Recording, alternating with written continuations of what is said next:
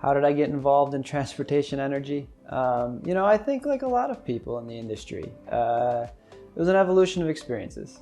Initially, it started in transportation and logistics roles. But then really in 2012, when I joined the compressed natural gas craze, I led Wisconsin-based Quick Trip's alternative fuels strategy.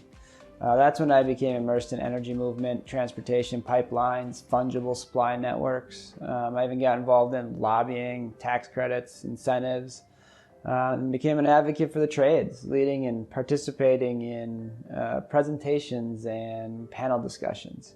From there I was able to kind of lead initiatives in biodiesel, higher level ethanol blending.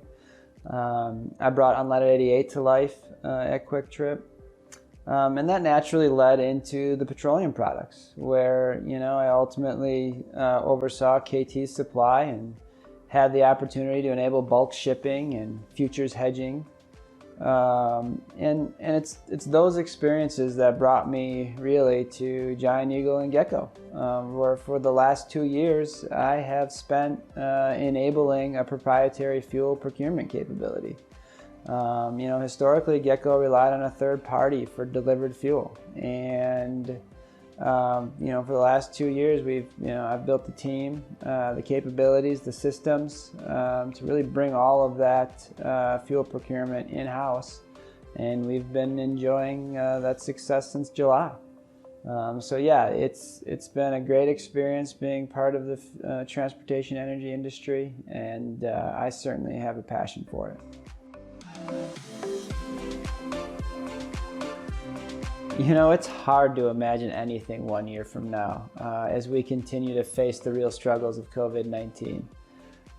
That said, happy to report that GetGo is back in growth mode. The financials have stabilized, through enough of the uncertainty. It's given us confidence that the C-store industry is robust and resilient. The opportunity for growth is now, both in NTI, new industry, or M&A. The consolidation of markets is taking place. In addition to that, I think, from a digital transformation perspective, the contactless experience has been catapulted. GetGo's right there though. Digital media screens at the pump, mobile pay, online ordering, curbside, drive-through, and cashierless stores. We are exploring everything and immersed in multiple stages of test, trial, and execution. So I would expect many of these technologies being fully implemented and leveraged 1 year from now.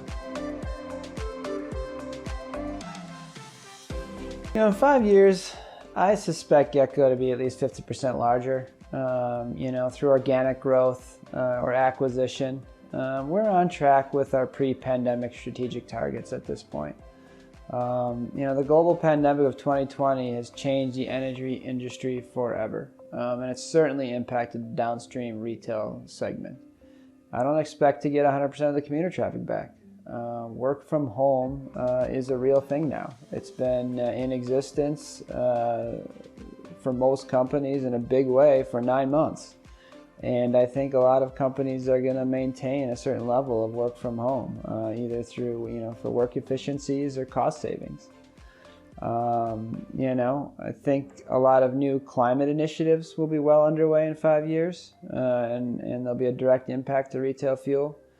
We recently announced our plans for expansion of a proprietary EV charging network throughout our stores. And I think that network will be maturing as our customer demand matures. So we'll be there. But we'll also be there for gas, gasoline, diesel, renewables, CNG, RNG, electricity. It's really what the consumer demand requires. And then the other thing is our fresh food. We continue to evolve that. Our customers have communicated their appreciation for craveability and quantity and choice and freshness that we offer. And GetGo is going to continue to be on the leading edge of fresh food. As the convenience sector and the fast casual and QSR markets continue to consolidate, GetGo will be leading that charge.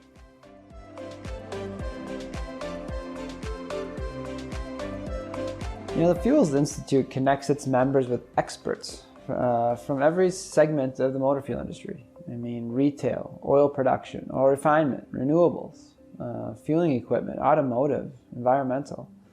And it's by taking this diverse group and applying that non-biased search for information and knowledge. I can leverage the results in my strategic planning and my forward view.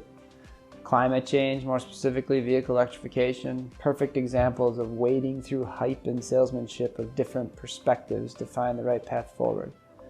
Most other origins of information have a skewed perspective, a bias, if you will. It's because of the agnostic strategy the Fuels Institute's involvement in information services are requested by the U.S. government. Our country is in a critical point in time of an administration change and altering views on climate change. In a world of lobbyists and influencers, a neutral, information-based perspective is welcome. The Fuels Institute provides the information to be used in generating a grounded point of view based on facts, which is critical to any one company's long-term strategy.